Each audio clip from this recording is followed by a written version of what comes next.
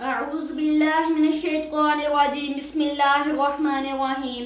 ناظرین، آج میں آپ کو ایک قرض دار کا واقعہ بتاتی ہوں جو قرض کے بوجھ تلے دبا ہوا تھا۔ وہ قرض کو ادا کرنے کی طاقت نہیں رکھتا تھا۔ قرض خواہ اس پر ٹوٹ پڑے اور اس کے قرض کی واپسی کا مطالبہ کرنے لگے۔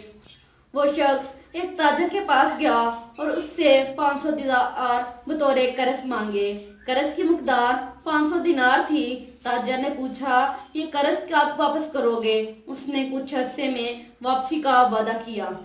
اس نے وہ رقم لی اور قرض خواہوں کو واپس کر دی۔ اس کے پاس کچھ بھی باقی نہ بچا اور اس کی حالت مزید خراب ہو گئی، یہاں تک کہ قرض کی واپسی کا مقررہ وقت بھی آ گیا۔ اس کے پاس قرض کی واپسی کے لیے کچھ بھی نہ تھا۔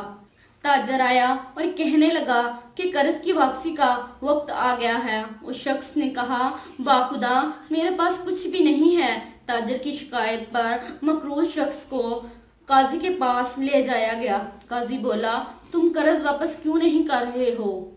مقروض نے کہا، باخدا میرے پاس کچھ بھی نہیں ہے۔ قاضی نے حکم دیا کہ قرض ادا کرنے تک اسے قید میں رکھا جائے۔ اس نے کہا، قاضی صاحب مجھے ایک دن کی مہلت دی جائے، وہ اپنے گھر والوں سے مل کر انہیں بتا کر واپس آ جائے گا۔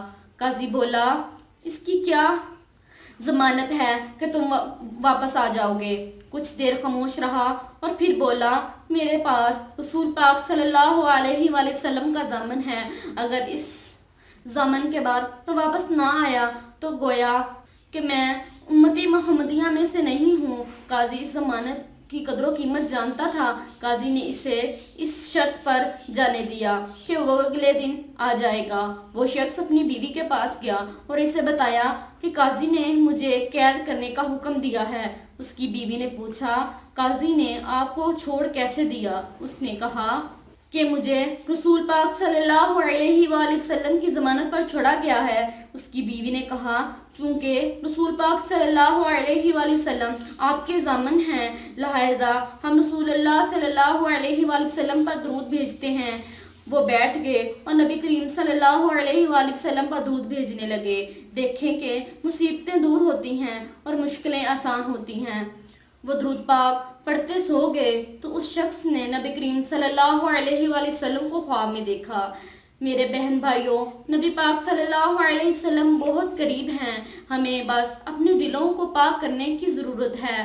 ہمارے دل ذکر اور درود پاک صلی اللہ علیہ وسلم کی کمی کی وجہ سے سیاہ ہو چکے ہیں۔ اس شخص نے رسول پاک صلی اللہ علیہ وآلہ وسلم کو خواب میں دیکھا۔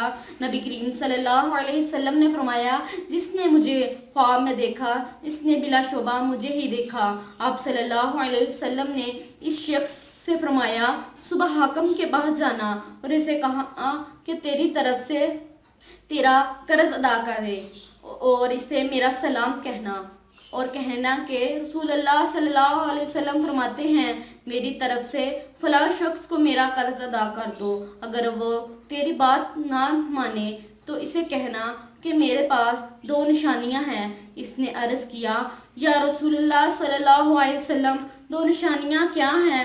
آپ صلی اللہ علیہ وسلم نے فرمایا، اسے کہنا کہ تم ہر رات رسول اللہ صلی اللہ علیہ وسلم پر 1000 مرتبہ درود بھیجتے ہو۔ گزشتہ رات تمہیں تعداد پوری ہونے کے حوالے سے شک ہو گیا تھا، اسے بتانا کہ تعداد پوری ہو گئی تھی۔ اس شخص نے کہا، ٹھیک ہے۔ اس شخص کی جب آنکھ کھلی اس نے کہا کہ میں حاکم کے پاس جاؤں گا اور اس سے بتاؤں گا۔ وہ حاکم کے پاس گیا اور کہا کہ رسول اللہ صلی اللہ علیہ وسلم آپ کو حکم دیا ہے کہ آپ میری طرف سے میرا قرض ادا کر دیں۔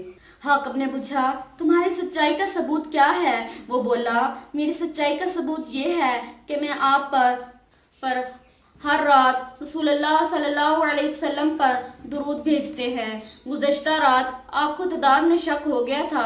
رسول اللہ صلی اللہ علیہ وسلم نے فرمایا کہ تعداد پوری ہو گئی تھی۔ حاکم رو پڑا۔ اس نے بیت المال سے 500 دینار اور اپنی جیب سے 2500 دینار دیے۔ حاکم سے اسے قاضی کے پاس جانے کا کہا۔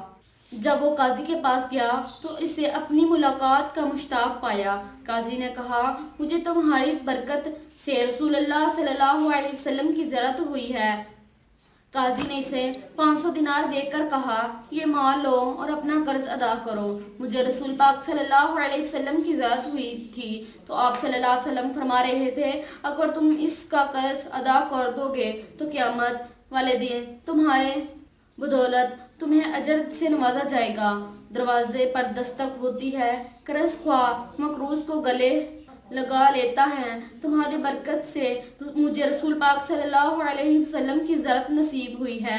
आप सल्लल्लाहु अलैहि वसल्लम ने फरमाया कि अगर तुम कर्ज माफ़ कर दोगे तो रोज़े क़यामत तुम्हें बख्श दिया जाएगा। ये 500 दिनार से तुम्हारे लिए हैं। 500 दिनार का मकरूज 4000 दिनार के साथ घर पहुंचा, जबकि इसका कर्ज भी अदा हो गया था। ये दुरूद शरीफ की बरकतों में से एक बरकत है। दुरूद शरीफ आखिरत के लिए नहीं बल्कि हर मुसीबत के वक्त बाइस रहमत है। जज़ाकिल्लाह।